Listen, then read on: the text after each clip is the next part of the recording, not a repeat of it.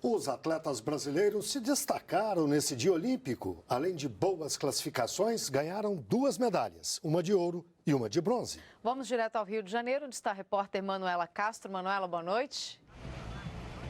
Boa noite, Catiúcia, Guilherme, boa noite a todos. Hoje foi dia de Martina Grael e Caena Kunze, são as responsáveis por mais uma medalha, a 4ª medalha do Brasil na Rio 2016.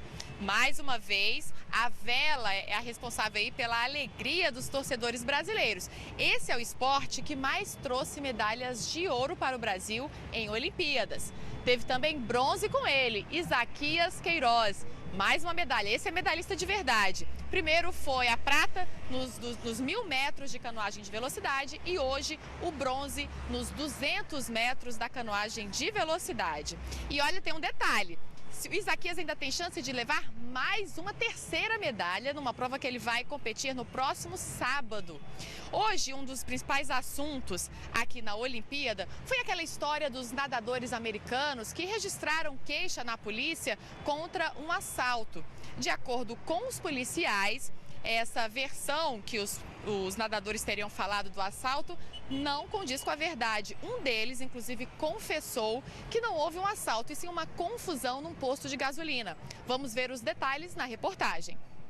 Imagens das câmeras de segurança de um posto de gasolina na Barra da Tijuca, zona oeste do Rio de Janeiro, mostram os nadadores saindo do banheiro. A polícia afirma que houve confusão entre os atletas e os seguranças do posto porque o local foi depredado. Os americanos foram impedidos de ir embora e um segurança levantou uma arma para conter o grupo, que estava nervoso. Eles teriam feito um acordo para arcar com prejuízo. Deram $20 e R$100. Não se extrai tanto das imagens como do depoimento de todos que já foram ouvidos nenhum tipo de violência contra os atletas, então não há nada que justifique uma confusão no sentido de achar que estavam sendo vítimas de crime ou de roubo ou de algum tipo de violência. As imagens das câmeras de entrada da Vila Olímpica já levantavam suspeitas sobre a versão de assalto relatada pela equipe americana, pois os atletas aparentavam estar calmos. Também houve contradição nos depoimentos. Os horários de saída de uma festa na Zona Sul e de chegada à Vila Olímpica eram diferentes dos registrados pelas câmeras. Os nadadores americanos Gunnar Bentz e Jack Conger foram impedidos de embarcar para os Estados Unidos. Hoje, eles prestaram depoimento aqui na Delegacia Especial de Apoio ao Turismo. De acordo com a polícia, um deles desmentiu a versão de que o grupo foi assaltado. Os 2 atletas foram hostilizados ao sair da delegacia. Jimmy Fagan teve um passaporte apreendido e está no Brasil, mas não se apresentou à polícia. O nadador Ryan Lochte está nos Estados Unidos. O ministro do Turismo se pronunciou hoje sobre o caso. A gente espera que os jornais lá fora, que deram essa divulgação excessiva, também eles, erramos e contem o que efetivamente aconteceu. E esse caso dos nadadores norte-americanos teve muita repercussão na imprensa internacional. O jornal francês Le Monde diz que os nadadores teriam inventado a agressão. A rede britânica BBC lembra que os nadadores mudaram repetidamente as versões e que, em princípio, podem ser acusados de falsa comunicação de crime e vandalismo. Nos Estados Unidos, o jornal The Washington Post disse que os brasileiros se sentem cada vez mais ofendidos pela possibilidade de que os nadadores americanos tenham mentido.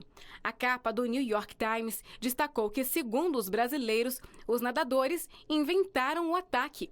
Em página interna, o jornal cita a evidência de que Ryan Lochte mentiu sobre um assalto armado no Rio.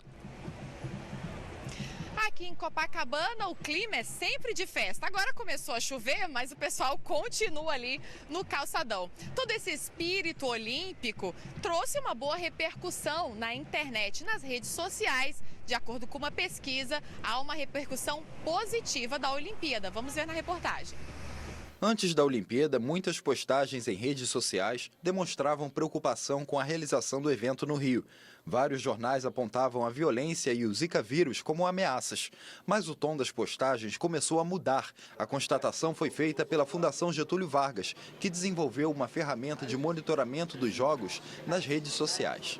O sentimento, principalmente do brasileiro, mudou drasticamente. As menções positivas começaram a afetar o nosso monitoramento. Desde o início de agosto, a ferramenta Rio Experience contabilizou mais de 5 milhões de menções em redes sociais, em português e em inglês, relativas aos Jogos de 2016.